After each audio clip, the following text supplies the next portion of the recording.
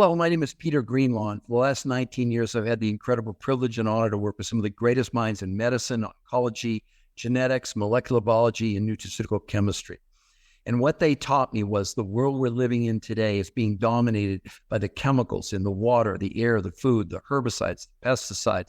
And what's happening is, as we ingest these into our body is taking the chemical and stuffing it inside of fat cells. As a matter of fact, the American Society of Endocrinologists actually calls these chemicals obesogens.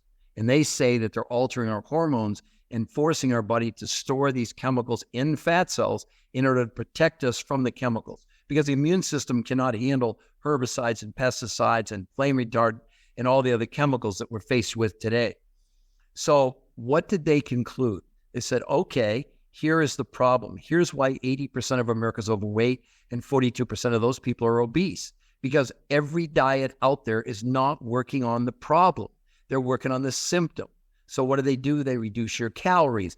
They teach you, exercise. And now the research is very clear that diets in the long run, according to the University of Minnesota and UCLA, are actually harmful to us. Because the only thing you end up losing on a diet in the long run is lean muscle and water, and the loss of lean muscle slows your metabolism down. So even athletes that we have do this, what they want to do, they want to reduce the amount of fat they have in relationship to how much muscle they have. But the challenge is, how do you do it? The big rage now, or one of the big rages, has been intermittent fasting. It comes in two different variations. One is you basically don't eat for 16 hours and you eat in an 8-hour window. I'll address that in a moment. The other part is you basically drink water and lemon for 1, 2, 3, 4, 5 days, whatever it might be, okay? In both instances, those have been proven to be very detrimental to the body, especially drinking water and lemon for more than 24 hours. Because the point is that as the body burns through the sugar stored in our liver, that's called glycogen. When you're fasting, the body at about 22 hours is out of fuel. It only has two things left. It has muscle and it has fat. And the studies prove unequivocally that in a normal fast, intermittent fasting, or really restricted calories, the body will ignore the fat and burn the muscle. Well, what's the difference? These scientists figured out a way to do what?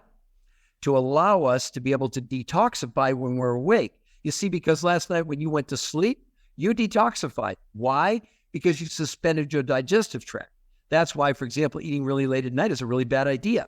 You need time for your body to go through digestion. So when you go to sleep, your digestive system it's asleep too, and it turns on the detox mechanism.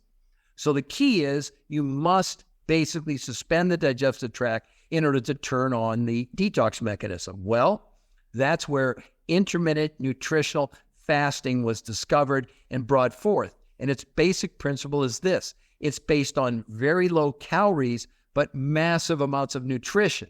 So what you're able to do in a 48-hour window of intermittent nutritional fasting, the first 24 hours, you'll burn through the sugar stored in your liver just like on a regular fast. But here's the difference.